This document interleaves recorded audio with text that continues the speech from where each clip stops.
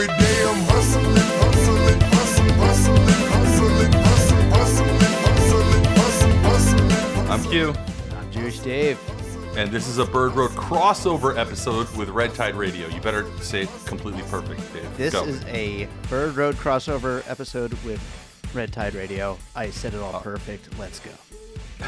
And so we're joined and kind of tag teaming on this episode with some good friends of ours. We got Jerry and Thomas from Red Tide Radio. We're going to have them talk a little bit about that show. You should go subscribe to it. It's on SoundCloud. I don't know where else they can find it, but we're going to try something a little bit different today. We're going to do a little.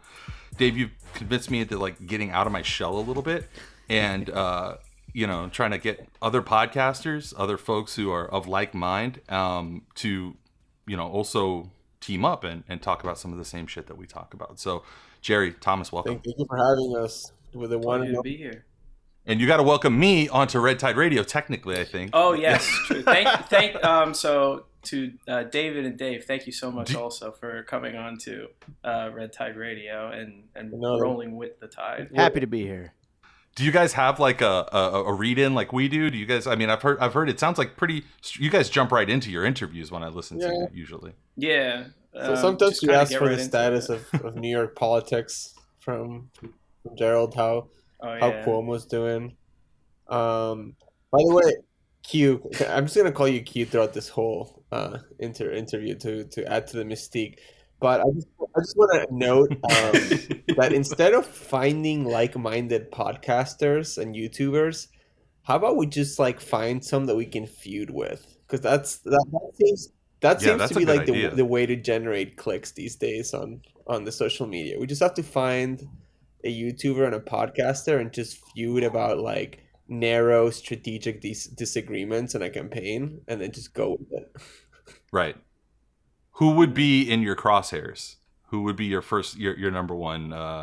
Would it be? Would you go big? Would you go with the Pod Save America guys, or would you try to like be on like a more, No, I would go with level? Jimmy Dore, because he gets like really mad, and then he would just create like a ton of content about how like Red Tide Radio are like DNC, CIA, like hacks, shills, which like caught red-handed. And then we would just go back and forth, and we would just grow like the Dore's a great one to go after because he's like a real content trove. Like he gives you a lot to work with, and he's got a very motivated fan base. And he is determined and obsessive. Yeah, he'll file you away, and somebody who's been on. Speaking to somebody who's been on enemies lists of very powerful people, I would imagine you have no problem with that. You could probably jump all over. You could probably deal with any Jimmy Dore guys. I mean, there's not that many of them out here in Florida. You deal with DeSantis's people all the time. I mean, they're all online, so it doesn't matter. They don't exist in real life, but they're not real people. Online though, like they're pretty vicious. Why don't you guys? Why don't we handle the housekeeping really quick? And where can people, apart from SoundCloud, where else should they be following you guys and learning more? I would say YouTube. We're on like SoundCloud and YouTube, and then I guess you could follow our individual accounts. Tomas Ken, TOMASKENN on Twitter and Instagram, and Gerald. I don't know if you want to. We're putting more emphasis on YouTube. I think it's a bigger platform. I think it's like you were alluding to before, all the Twitter vegans seem to love beef, and they're all on YouTube as well. I don't, I'm not a reliable poster of like political thought. I haven't really switched up my social media engagement since I first got it in 2007, which is basically like, all right, work's done, time to hang out with my friends. It's fine. Nothing has changed. It's pretty much the same thing. Yeah. All right. So if you want to follow me on Twitter, I'm at Tostone Soprano, and on Instagram, I'm at Poppy Seed Bagel, PAPI Seed Bagel. I'm super pissed off about losing that Twitter handle to you. By the way, that was to a damn Yankee, man. Yeah. Dave, where can people find us? I have actually no idea. Where can they find us? Yeah, I don't remember. I was about to say the exact same thing, but birdroadpodcast.com has all the links, so check it out. You can also find us on Twitter at birdroadpodcast, Instagram at birdroadpodcast, okay, and all that fun stuff. Good. Before we jump into our topics today, I wanted to get the folks on the line to weigh in on really sad news that we just got, I believe, yesterday. We're saying, unfortunately, goodbye to one of the few good ones, Mike Gravel, former Alaska senator from, I believe, all through the 80s and 90s and the beginning of the 2000s. He was a very long-term senator. He had a very famous run for in the Democratic primary, where he did not earn many votes, but he did earn a lot of hearts with some pretty tough truths that he spoke on the debate stage. At a forum earlier this year, I want to get this right. You said it doesn't matter whether you are elected president or not. So then why are you here tonight? Shouldn't debates be for candidates who are in the race to win the race? Ryan, you're right. I made that statement. But that's before I had a chance to stand with them three times. It's like going into the Senate. You know, the first time you get there, you're all excited. My God, how did I ever get here? Then about 6 months later, you say, how the hell did the rest of them get here? And I got to tell you, after standing up with them, some of these people frighten me. They frighten me. When you have mainline candidates that turn around and say that there's nothing off the table with respect to Iran, that's code for using nukes, nuclear devices. I got to tell you, I'm President of the United States.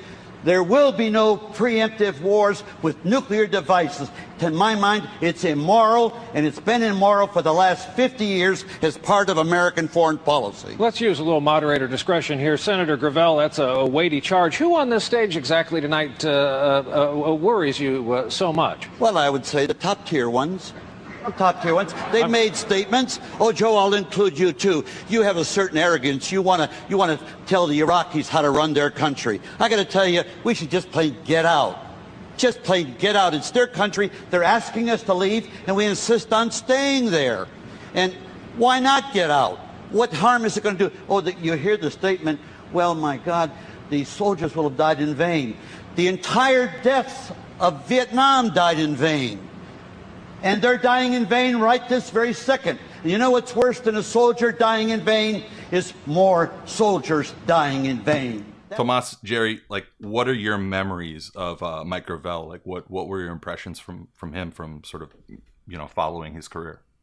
Yeah, I mean, I was obviously not alive when he read the Pentagon Papers into the record, but, I've read a lot about that in my formative political years. Obviously, I remember him. I started getting politically aware right around 2006 when I was high schooler. Around the Bush era. War crimes and just political malpractices.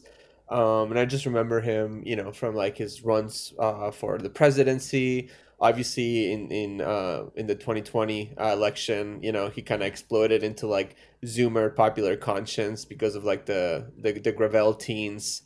Yeah, and did you all see? I think Katie Halper tweeted this, but she tweeted a screenshot of a New York Times article where they basically were "Oh, Mike Gravel, who read the Pentagon Papers into the congressional record or whatever, and was a notorious attention seeker." Oh, I was just this is so disgusting. This was from an obit. This was from the Times obit. Yeah, I believe so. Yeah, Washington Post was similar. Yeah, that's so low class. That's ridiculous. He was a gadfly senator, whereas Rush Limbaugh was a cultural phenomenon. So it tells you where their heads are. That's disgusting. I mean, yeah, Mike Gravel was, I think, one of the few people who is probably, when he left office, probably the same, on the left at least, one of the few people who was the same guy as when he got into office and didn't allow the system to change him that much. I mean, that was always my impression of him. He also has that incredible campaign ad where he just stares at the camera for a minute and then just throws a boulder into a lake. Yeah, a huge boulder for. Was there ever any explanation of what that was about? I remember loving the ad. It was a 2008 ad, right? Yeah, I don't know. I honestly never looked it up, but I'm sure we can look it up after this. I'm sure it's something, some sort of. It's avant-garde politics. It's incredible. Yeah. I wish that would make a comeback. Avant-garde politics, just people with like swords and stuff like that, and Roman architecture. Wait, no, that's the wrong direction. We don't want that. Jerry, I don't know. What did you think about? Was Mike Gravel much of an impression on you as like a sort of young leftist? I didn't really. Well, like many young people, I had definitely a road to where I am today politically. For me, it was Katrina was the moment where I really started paying attention to like news items. Like, I was living in my aunt's house during a pretty rough time with my family, and she was a Fox News watcher, and all she had on was 5 was Fox, and the coverage was constantly Katrina. Mm-hmm. And then if they ever cut away from that, it was a car bomb's gone off in Baghdad, 30 civilians and 4 American soldiers dead. And it was just those 2 stories over and over. I just remember thinking, like, feeling like I was living in like a sci-fi movie. Like I was a teenager, this was I was like, I better start paying attention to things. So like Tomas, 2008 was my first presidential election that I paid attention to. I remember Mike Gravel harping constantly on we need to stop the U.S. from going to war with Iran. And everyone kept trying to correct him, like, you mean Iraq? And he was like, no, I mean the U.S. cannot be allowed to go to war with Iran. And everyone including myself, thinking, all right, this guy seems a little cranky. And I think it's only now that I'm older where you can look back on that and see, like, he understood what the motives and the drive of the U.S. imperialist project was going to be, which is it would never just stop at Iraq. It was going to always go next to Iran, or as we saw recently with the elections with the OAS in Bolivia to try to get the lithium. Basically, wherever you can get natural resources by overthrowing a government, you do so. So I definitely give him props for being willing to be made into a fool and being made to seem crazy by speaking truth to power. Absolutely. Yeah, it's funny because Dave, I was texting with you earlier today, and I was while I was working, I kind of had on my other screen, I was watching. Did you guys ever see this old documentary? This is like before you guys' time. It's before our time too, honestly. It was like a 2001 documentary by John Ronson. It was a series that was in the BBC called the Real People Who Rule the World, and the title is like kind of intentionally corny like that because it's a study in 2001 pre 9/11 of conspiracy theorists in that moment, right? It's like frozen in amber, and I found it really fascinating because the positioning was, oh, look at this crazy conspiracy theory who's saying that New York financiers are actually secretly secretly running sex cabals and stuff like that, and it's like all this stuff that we end up finding out is kind of partially true, but then it's also dipped with horrible anti-Semitism and racism, and it's just like there is these nuggets of things that seemed so crazy in 2001 when people would say them, and then today, and I couldn't help but think of Gravel, where it was like so many things where he was, like you said, when he commented about like, oh, our country's going to try to get us to go to Iran, fight in Iran next, and a lot of people, especially liberals, were like, that's crazy, nobody wants that, we're in the middle of a failed war with Iraq, and what's happened? They've been trying to like manufacture consent for conflict with Iran ever since then, and have proxy wars ever since then. So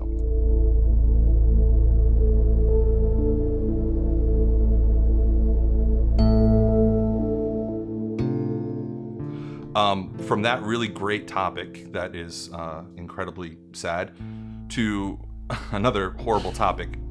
When we first sort of talked about having this show together, I was hoping that it wouldn't be. Well, I didn't think it would be in the shadow of the tragedy that people are probably going to be wondering why we're not talking about, so let's talk about it. Obviously, here in Miami, the Champlain Towers in Surfside collapsed about 4 days ago. First things first, you can help at www.supportsurfside.org. You can go there and donate to help out.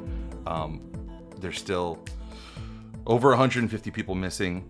I think a lot of people are starting to presume that most of those are going to end up being fatalities from this tragedy. An engineer report, it's come out from 2018, cited major errors. People are sort of anecdotally already talking about like problems with this right on the beach, these towers that were right on the beach, and similar problems with other towers.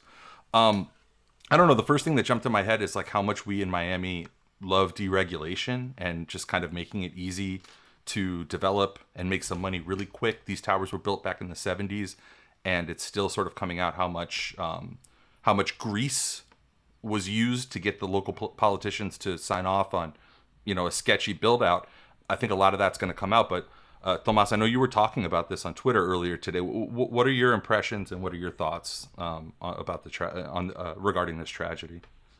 So I just want to preface by saying that I am not an architect nor an engineer. So this is solely my uneducated opinion that I am still going to give.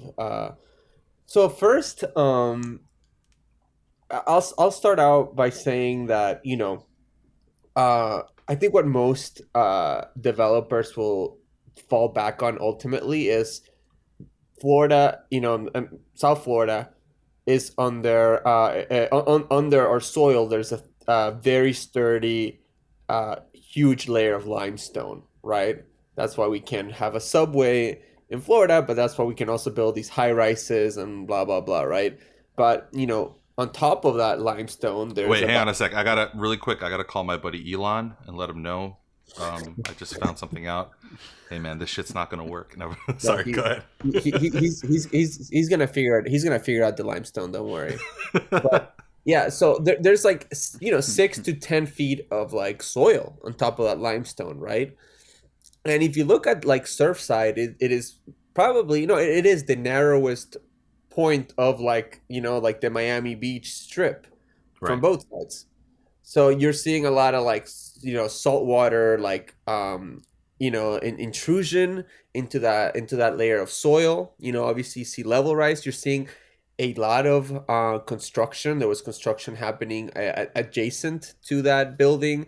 Zoning is a huge issue in Miami-Dade County.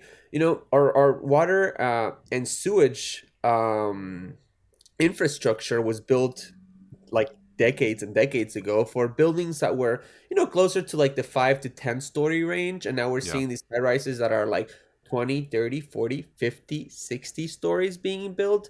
That's why Miami-Dade floods more than sea level rise. It's actually the fact that we're building buildings connected to a water and sewage network that can't hold that much level of infrastructure. And lastly, I'll say that most buildings, especially in the coastal areas, the waterfront properties in Miami-Dade, are all sinking slowly into the ground at a rate of a few millimeters per year. That's a fact. Yeah. And that's troublesome, but it is when they sink centimeters per year that does happen. That's when you start getting real cause for concern, right? So you have a city that's insanely corrupt. You have these 40-year inspections. Once these inspections happen, there's no follow-up or enforcement mechanism to get or the enforcement mechanism is not implemented to get people to act on it. And there's a peculiar structure in Miami-Dade that I also want to point out, that it involves a building, a high-rise condo building, and I'm sure you all seen this. The top, the first floor of the building, the lobby, it is elevated, right? Because the ground is created into a parking lot, and the actual building is sustained by columns, right? That basically elevate the building so people can park. This high-rise that collapsed had a similar structure, and now we're seeing that apparently one of the central columns in the pool area gave way, and that was the point of collapse for the building. So I'm not saying that these structures are structurally that they're all compromised. Yeah, exactly. But these are structures that are a little bit more flimsy than your average, just structurally the first floor is just solid, right? So if one of those columns gives way, the whole building comes down. So I think it's a story, like you said, of deregulation and corruption and just lack of upkeep and overdevelopment in a city that's being ravaged by climate change. Yeah, Jerry, where were you, and what were you thinking when this story kind of popped? Because I think it might have taken a little while for the breadth of it to like really trickle out there that this was a huge tragedy, because at first it was like, oh, it was just one casualty at first before they identified all the missing people, before they got the pictures kind of made the rounds and you could see the scope of this. How did you receive it? So I got it, like most people who don't live in Florida, I got it, through national news services. I have a coworker, actually, I won't use his name, but he worked as a journalist after the Timothy McVeigh bombing, and he said, what no one's going to be able to capture on camera in terms of the human toll. Obviously, you have the visuals, and it looks horrible, and you can see in pictures what loss of life looks like, but no one's going to be able to tell you what it smells like when all those bodies are still decaying underneath all that rubble. And the real loss of human life, you're not going to get the full impact by just hearing, sad stories from, a comfortable news anchor. As more details came out, that there were warnings, I think as early as 2018, I want to say, that the structure underneath the building was not sound. I think there was a geographer at FIU who had made a filing with a journal. I can pull up the details, but as early as 2018, saying it's going to be a $9 million fix, right? In order to get this right. My mind immediately went to 4 years ago with the Grenfell fire. Of all right, well, people's lives are at risk, but that's going to cost money, right. And I want money. So as long as housing is a commodity, or as long as people in public housing in Grenfell, in that case, are paying rent, then I'll take my chances.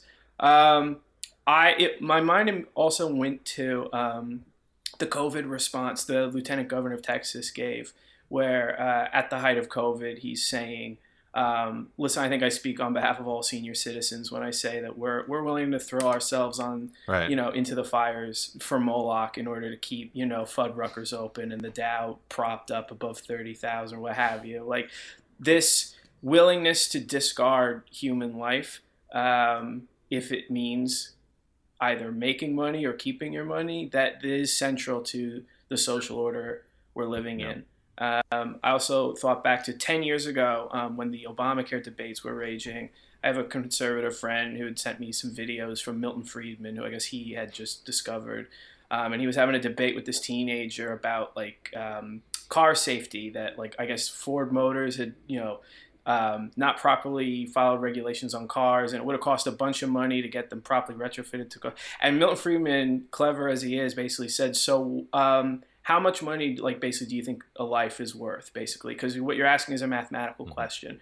I think it's high time that defenders of the neoliberal order that we're living in get asked the inverse question, which is how many lives is a dollar worth? Because that's the reality of the order that we're living in today. Yeah, I mean, Thomas touched on it a second ago when he was talking about just how money can move things along in Miami. Miami is a very, to say that we're developer friendly is really understating it. And when you look at developer owned, I would say. Developer owned, yeah. Everybody who represents us is owned by developers. It's the number one. It's the coolest shit as far as they're concerned. And I can't help but think that yeah, you've got those bigger buildings along South Beach, the 40, 50 story towers, and they're only about 20, 25 years old. And then you look at something that's 40 years old and it's starting to feel the effects and starting to demonstrate the effects. People are already taking videos and posting on social all through Surfside, Ball Harbor, all these adjoining neighborhoods and municipalities of hey, this is my my condo tower. Looks pretty fucking bad. It was built in 1968 or something like that. Should I be worried? And it's yeah, maybe. Maybe, yeah. Again, I'm just like Thomas. I'm not an architect, but I am worried about that stuff, because there is a point where, yeah, maybe the brand new 10, 15-year-old buildings aren't in as much jeopardy, but obviously there is something to be worried about. Dave, did that from the perspective of somebody completely removed on the other side of the country, did the story sort of start to take hold and get your attention? Were other people paying attention to this? When did it become national news? I saw it on Twitter. That's the main thing. Like I saw a lot of people talking about it on Twitter. So that was the main thing. I don't know if it's on like national news, but certainly in those kind of circles. And yeah, I just as soon as I saw it, like I just kept thinking about, didn't they used to say Mandalay Bay had like a bad structure underneath it? But same thing, yeah, Mandalay Bay, and also that it's cursed. Remember, or no, that was the Luxor that's cursed. That was the Luxor, yeah. Where people kept committing suicide. Yeah, I mean, Vegas is going to have to deal with the same thing. Vegas, not exactly the same thing, obviously. It's got, like, a different set of problems. It's built on a different, unsound, geographical area, but it's going to, it has that caliche that constantly moves and can't be penetrated, so you can't really make deep, deep roots or deep foundations in Vegas because... it's like you need diamond tip drills basically to break through.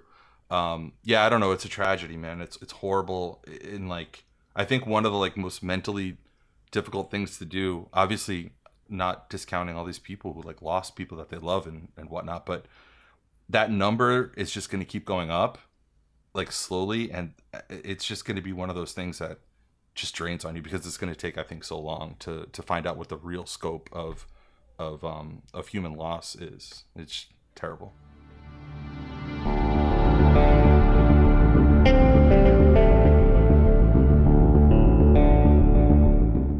It's a little bit of this is going to be a little bit of a curveball, and I want to see what you guys think of this. I'm going to read a few paragraphs from one of the more recent Bloomberg opinion pieces called "Believe in Capitalism? Then Don't Work on Weekends. If your labor's free, you devalue yourself. There's a better route to career success for young people," and this is by Sarah Green Carmichael at Bloomberg Opinion, which she's an editor over there. So the tweeter who posted this comment, and she links the post to the comment that I'm going to get into the commenter in a moment, into the actual person who was posting this on Twitter in a moment. But the tweeter who posted this comment on a recent Friday night clearly knew what was coming. Quote, "Unpopular opinion. The best thing young people can do early in their careers is to work on the weekends." End quote. She wasn't talking about the kind of jobs that often require weekend shifts as well as night work. She was talking about the kind of professional jobs where people who only work Monday to Friday 9 to 5 are seen as slackers. And in a sense, she was not wrong. It was an unpopular opinion. Her claim spawned thousands of satirical and scathing responses. I had a satirical and hopefully scathing response. A few, however, voiced support.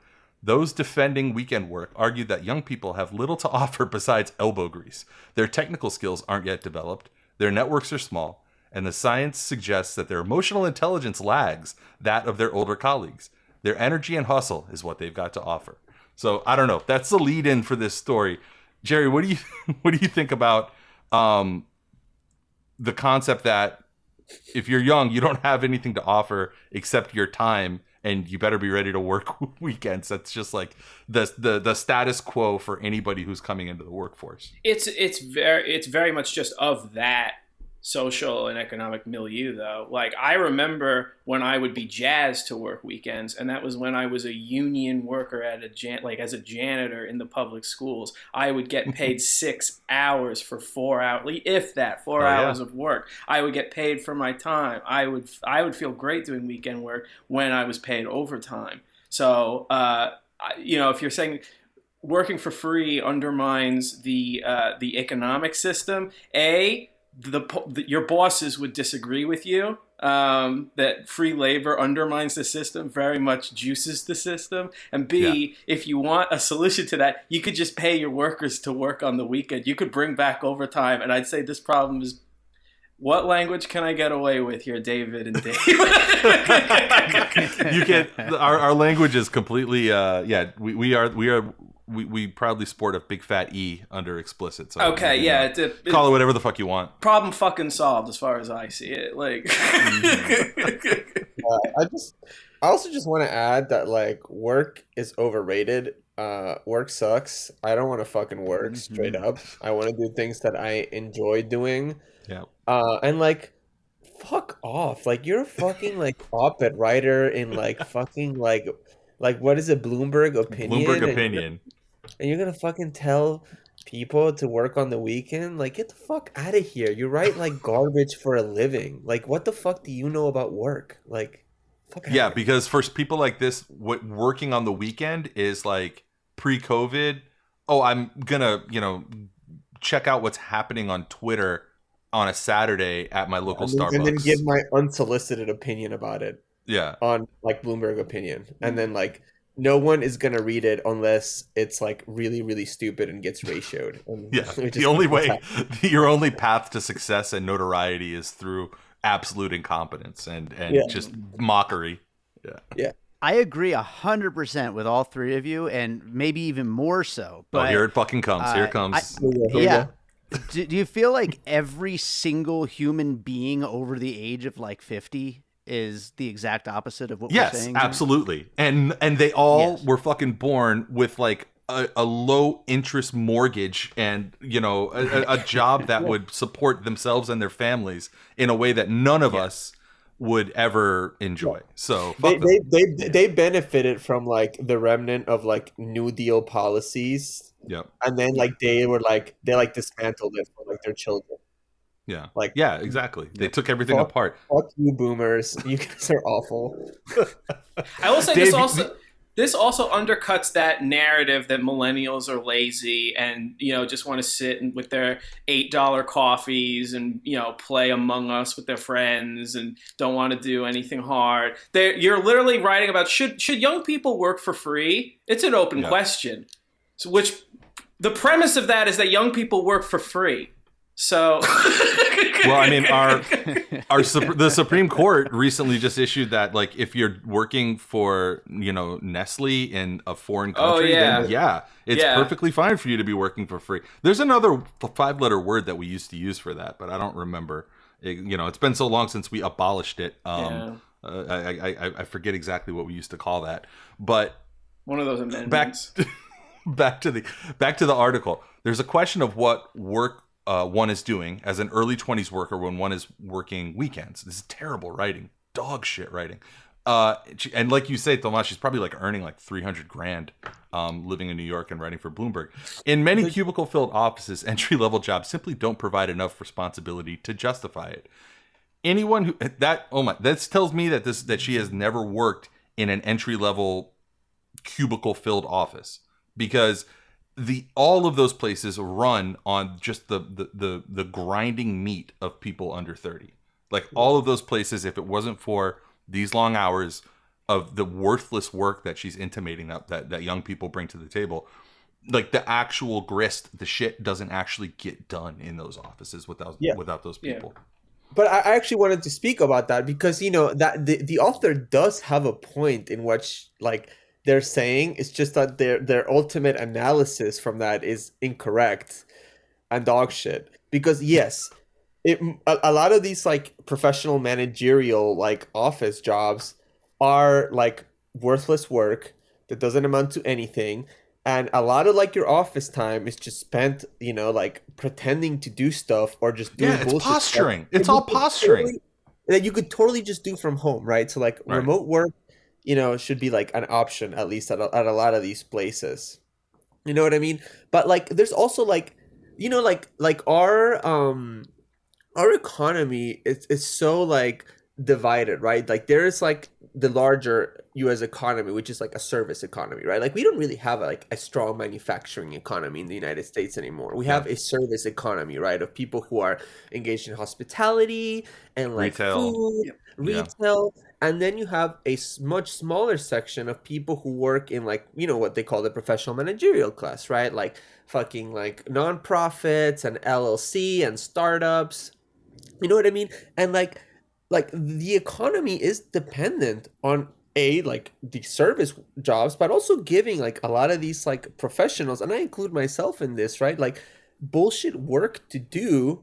Right. You know what I mean? To keep like the cash flow going. You know what I mean? So like, it's just insane that somebody can like make that point and not realize that like, like you're still like you kind of acknowledge and like realize like the house of cards that it is like the U.S. economy, but like your ultimate like takeaway from that is like, let's keep people locked up in their like stupid ass offices.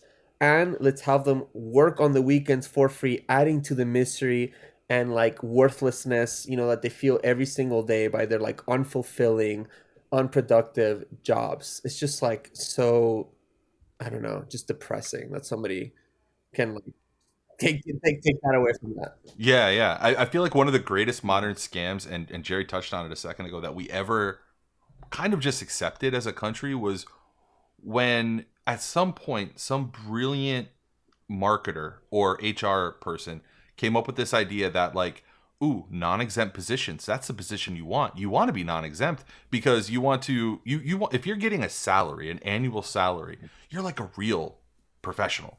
You're a professional. You're not just working a job, you're in a career. And from their perspective, paying you a salary is just a way to make sure you don't get overtime.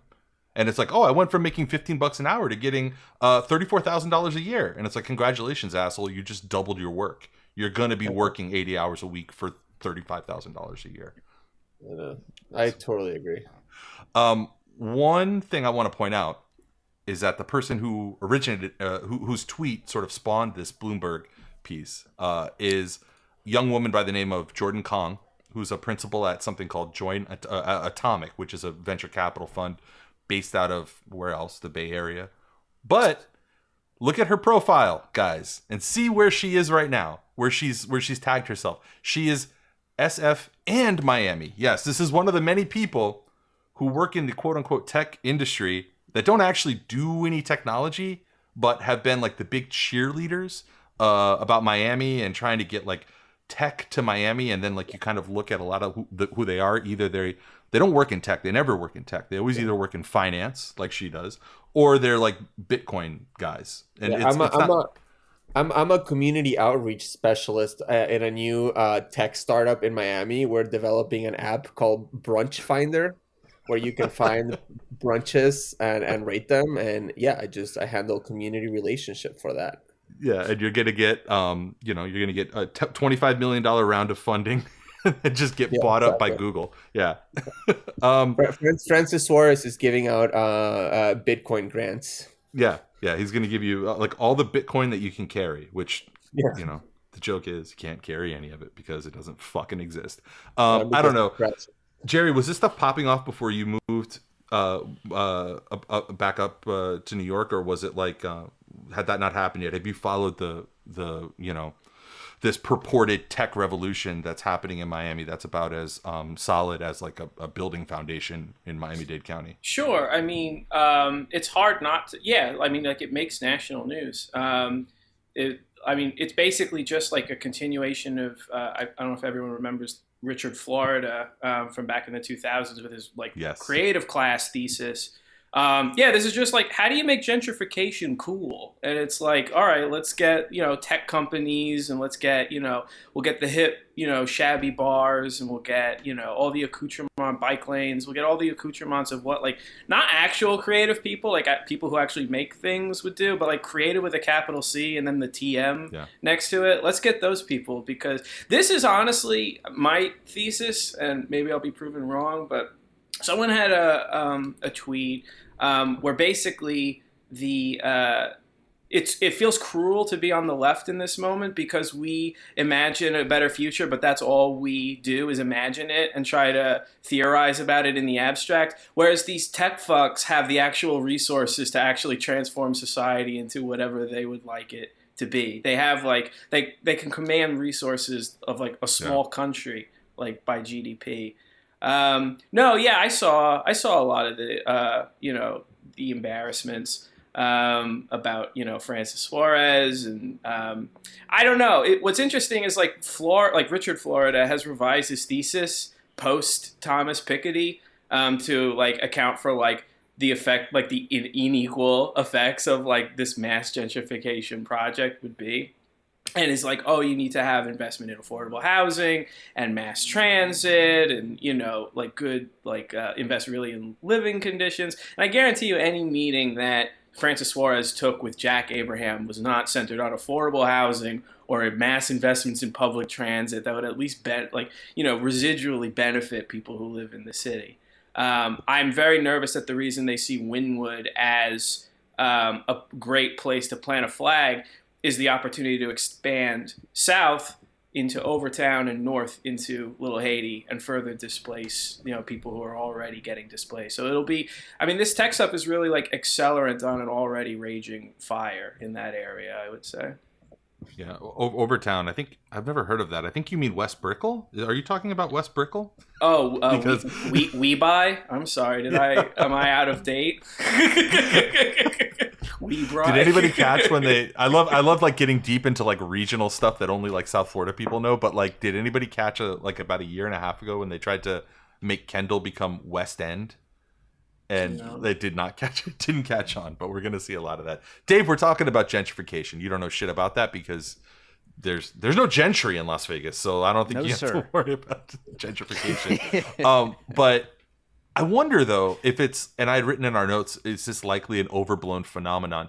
And the thing that I'd linked to in our notes was like it alluded to this study of forwarding addresses. That is, I guess, a really good precursor of like where are people moving, right? Like what kind of posts, it's good data to understand where people are going, and the data that they talk about shows that there's a slight attrition from California and specifically the Bay Area, but those people are mostly moving like all over the place. There isn't really any evidence that South Florida is drawing any more or less people per capita than anywhere else in the country is from California, from these tech workers.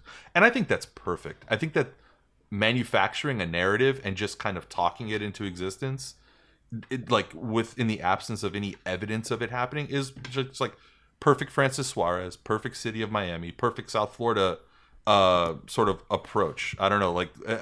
What do you guys think? At a minimum, it's going to be a massive windfall to property developers. If you get paid like to redevelop a building into like Spotify HQ2, like that's fine for you. Even if none of this materializes or any, like it's basically just a mirage, like a glass castle. Even if it's all fake, it's still, like we said, like it's going to be a massive windfall to the people who are going to be churning the land and the dirt anyway. So even if it's all fake, it's a massive windfall to the people who already run most state legislatures, I would say.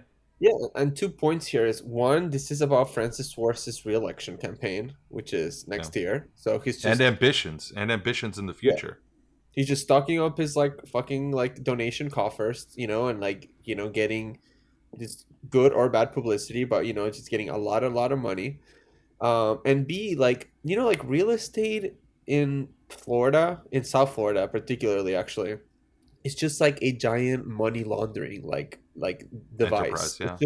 Enterprise. Yeah, it's just a place where rich Qataris and rich Saudis and rich Venezuelans, and whatever, all these people from rich Latin American countries, they come, and rich folks from China, they come here and they buy these high-rise condo buildings, apartments, and that's where they have their assets in, you know what I mean? And in fact, I used to work construction, and back when I was undocumented, when I was 2009, 2010, 2011, and I remember I worked at the Mint building in I believe it was the Mint in downtown Miami, and there was at the time a big controversy in the HOA because half the building was was unpopulated because people would these rich people from all these foreign countries, they buy the buildings, they store their money, it's just a safe deposit box, basically. And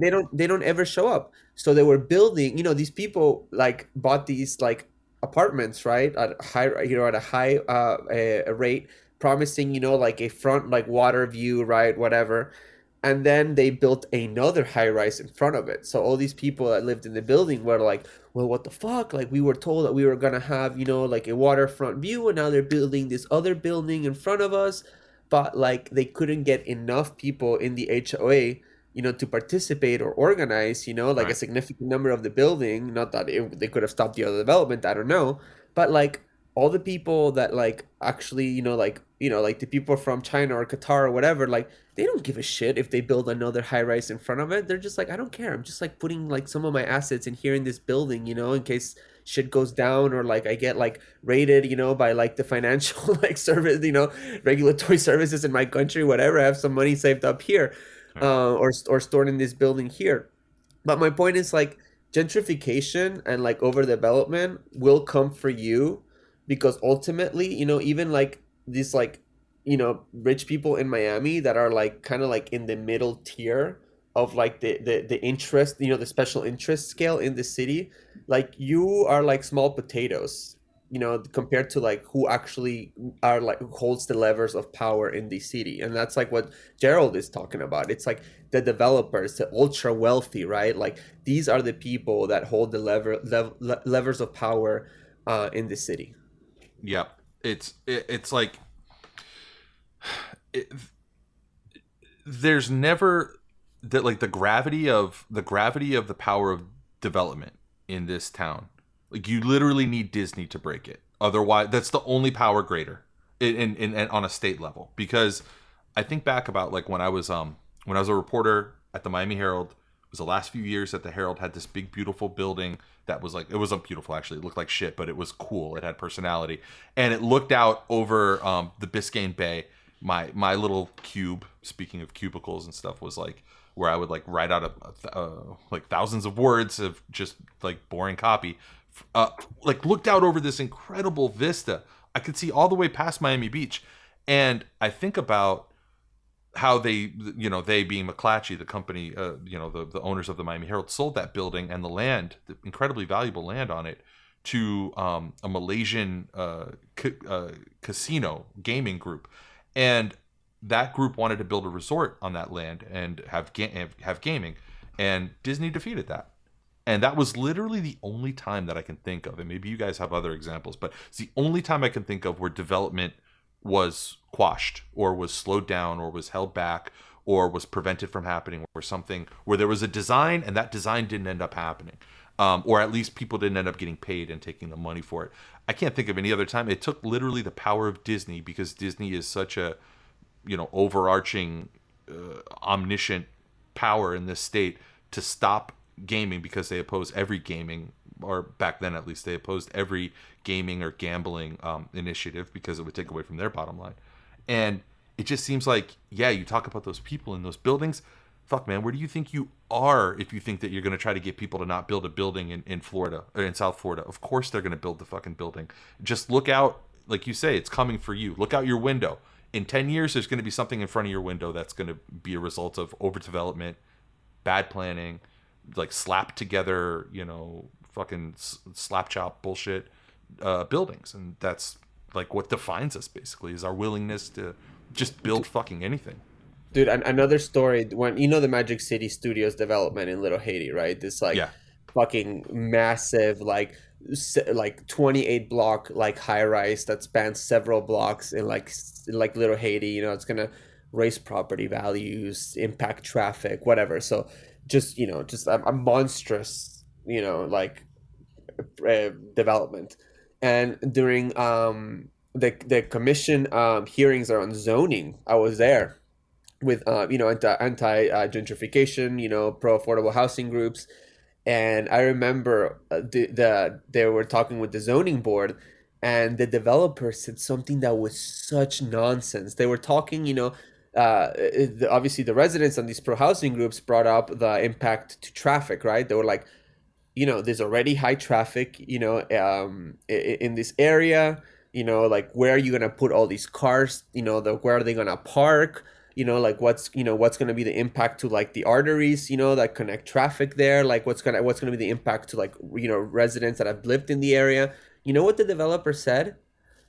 Well, the people who we are targeting, which is so revealing just in their answer, but it's also so nonsensical. The people who we are targeting to live in this development are young professionals that are prone to using public transportation and work remotely. This was in like 2018. So we don't actually we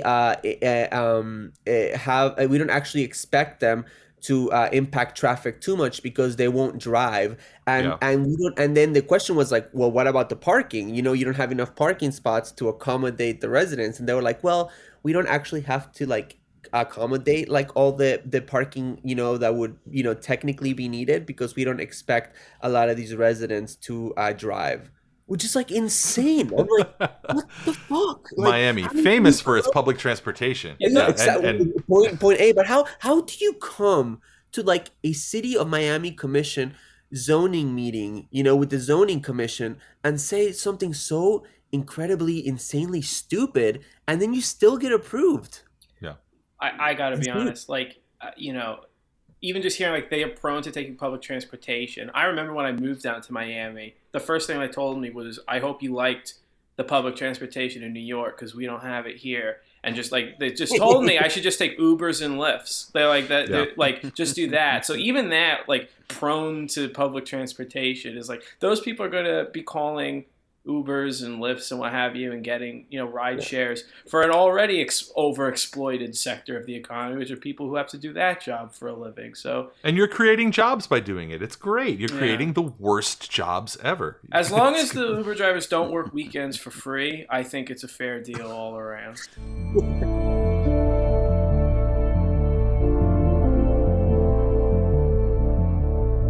So look, with our last few minutes, I want to jump in, and I prepared a little game for you guys. I haven't shared any of this with you. The three of you, Dave, Thomas, Jerry, you guys are going to be contestants, right. And we're going to play a little game that's called Republican or just a Florida Democrat. And for a second, I thought we were like in like the middle of like a Saw movie. We're going to play a little game. Do you want to play a game? Jerry, look behind you. And, oh, Jesus Christ.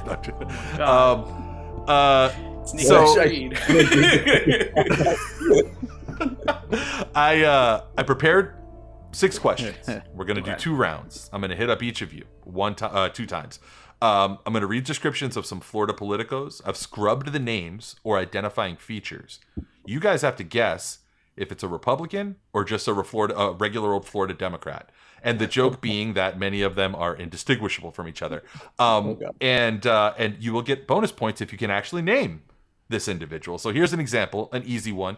Feel free to jump in and just answer. This is just an example, does not count for points.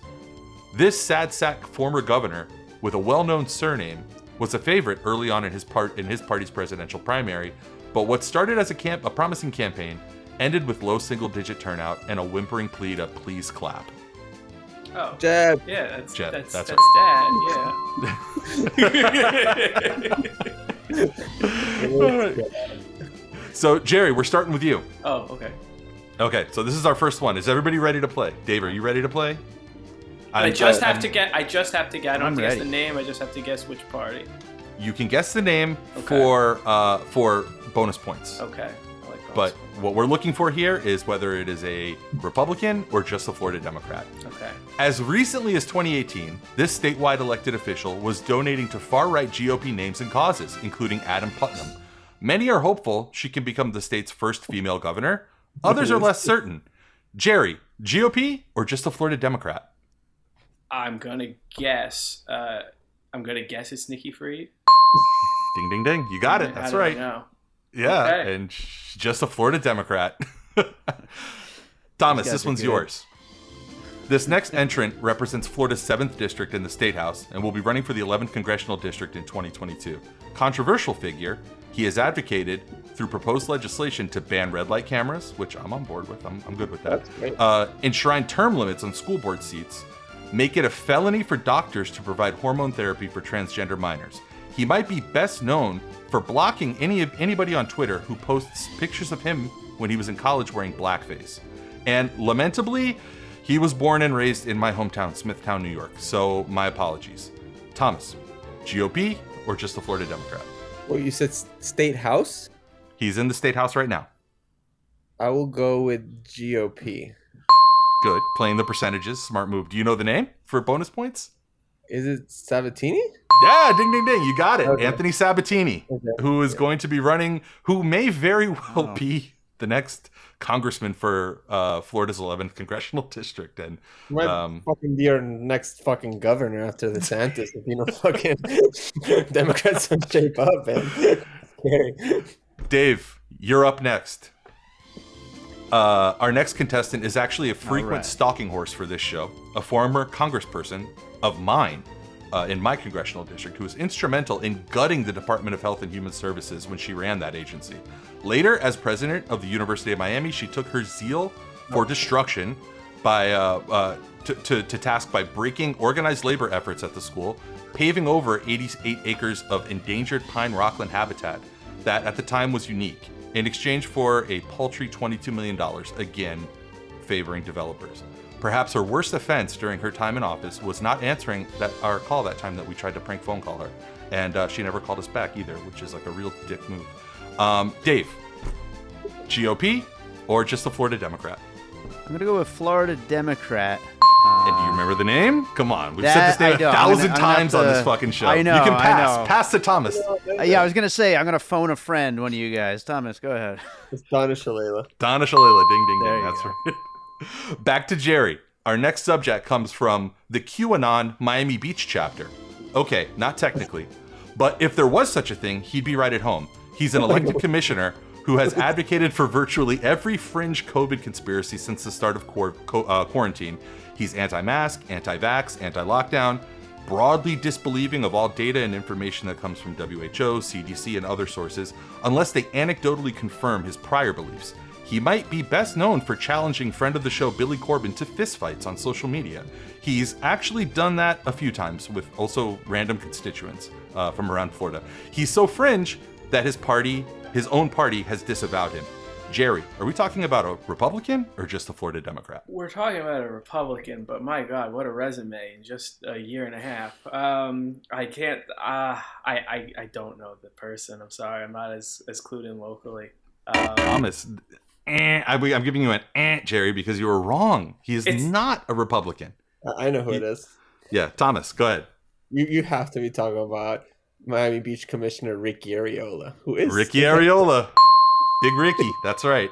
Ricky Areola, he of the COVID conspiracy, the guy who shared the plandemic video, who was a big advocate for just every like the worst things that you could imagine over the last 16 months have been filtered through his YouTube channel, through his Twitter feed, with him saying things like, something to consider, and then like a link to like the plandemic scamdemic documentary or whatever.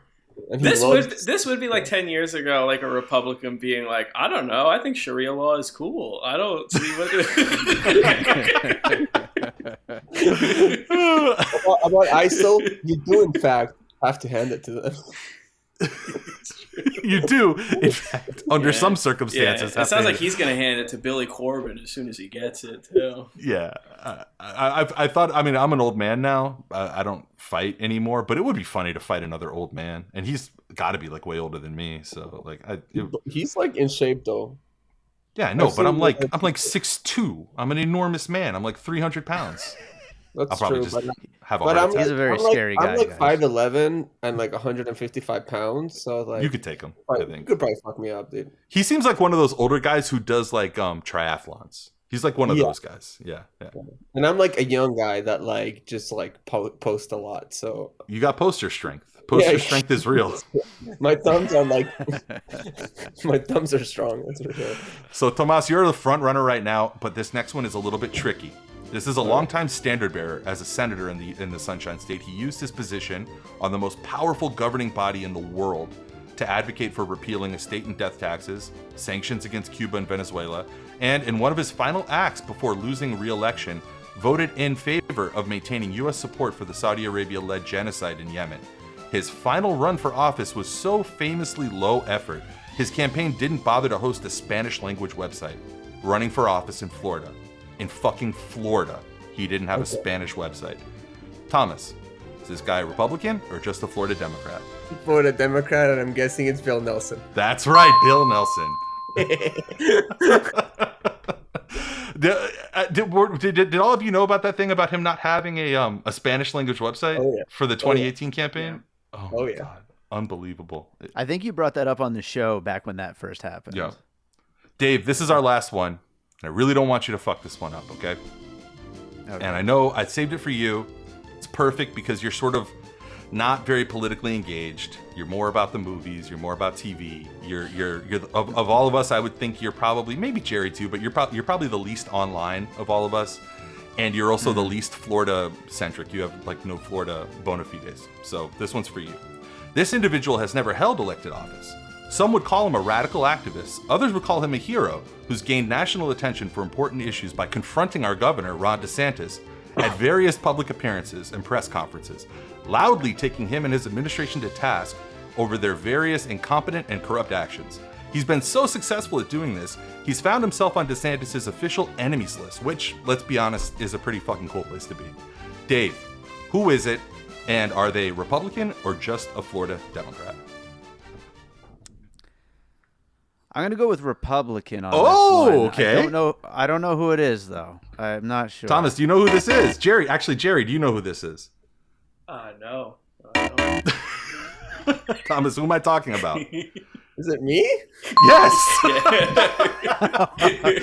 Sorry, Thomas. Those of us who know Thomas best, like if we've ever seen him personally in real life, we know that he's the guy lately with a mask on at the DeSantis press conferences, letting his opinion and how about half of Florida's opinion about DeSantis's performance be known loudly. And of course, I don't know, like what? Let me not tell the story, man. What happened last time you tried to do it with the, that led to the public records request and the lawsuit that you're currently engaged in?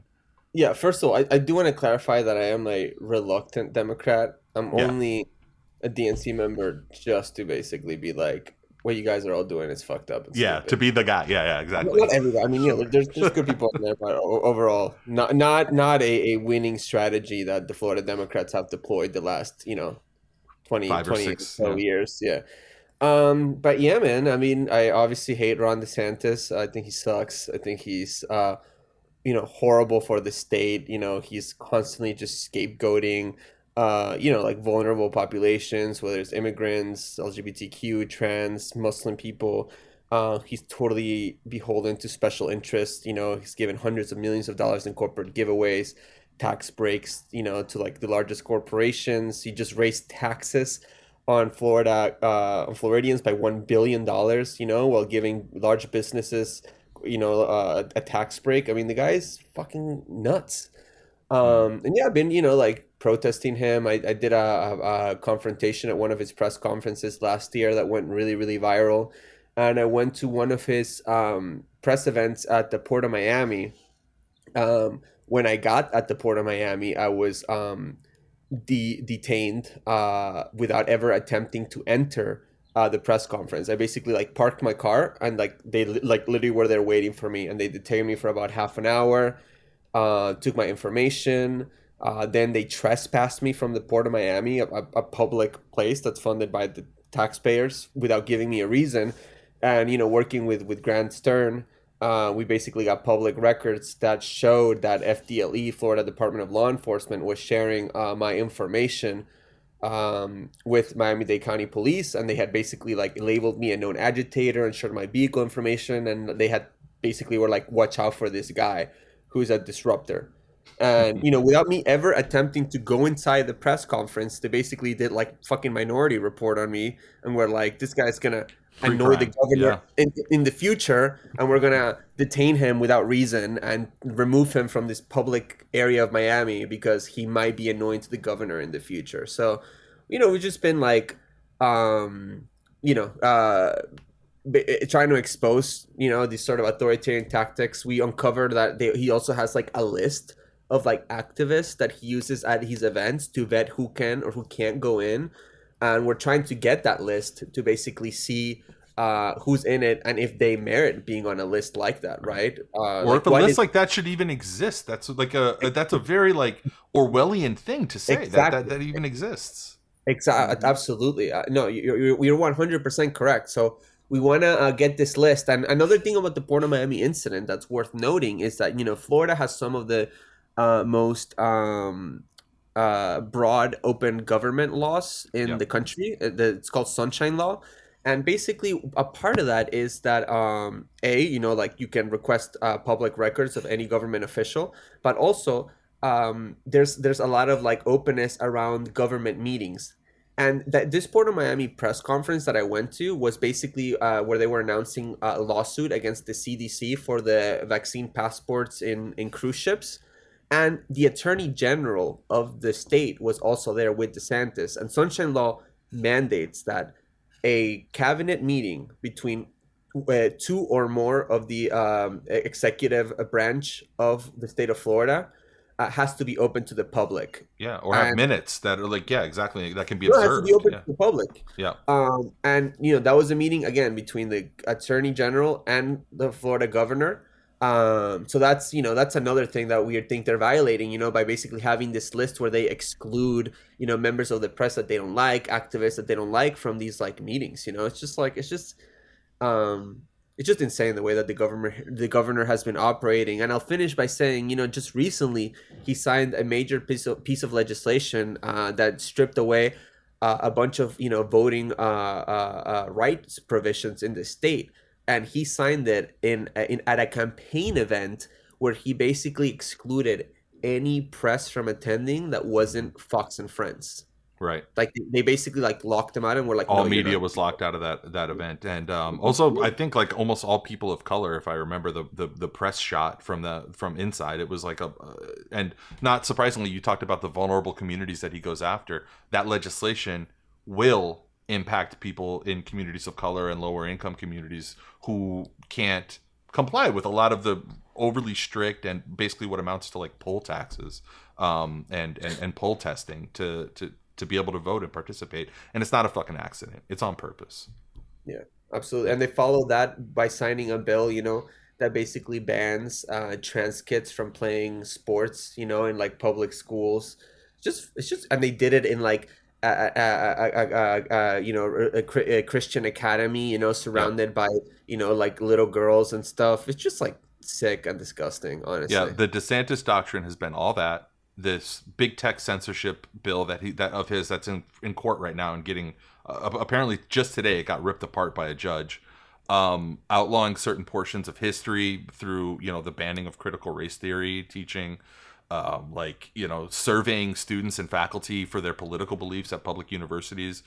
The DeSantis doctrine is sick. Saying that universities that, quote unquote, indoctrinate students are at risk of losing state funding. Like, what does that even mean? You know what I mean? Yeah. It's just fucking disgusting. And it's a shame that Florida Democrats can't get their shit together to stop this man from being reelected. I mean, I hope we do, but let's see. But, this guy's obviously going to run for president in 2024. Right. That's pretty terrifying. It's going to be cool for you to have a president who's your enemy. That's going to be interesting for you. I'll have some nice footage, but like, I'd rather not. I'd rather it not be the case. Yeah. Right. All right, let's wrap it up, guys. Remind the folks one more time where, for those of you, if you're a Bird Road listener and you're listening to this and you want to hear more from Jerry and Thomas, where can they find you one more time? You can find us Red Tide Radio on SoundCloud, Red Tide Radio on YouTube, at Red Tide Radio on Twitter. And yeah, you can follow us on social media as well. And Dave's got one foot out the door, about to go to a movie. But before you do that, Dave, where can people find Bird Road? If you're a Red Tide listener, listen to us too. Bird Road. It's on Twitter at Bird Road Podcast, and of course on all the hell yeah, man. But some people say that we should be worried about having more Miami-based leftist podcasts. I say the more the merrier. We should have as many as we fucking can. And then we can all feud with each other. When we should feud, honestly. We got to come up with a really funny thing to feud about that'll make people. I have no problem with people hating my guts. So I'll take. For the next time we do this, I'm gonna put my bookshelf in the background of me and have my fans say that your bookshelf is a disgrace, and then that'll be where we kick it off.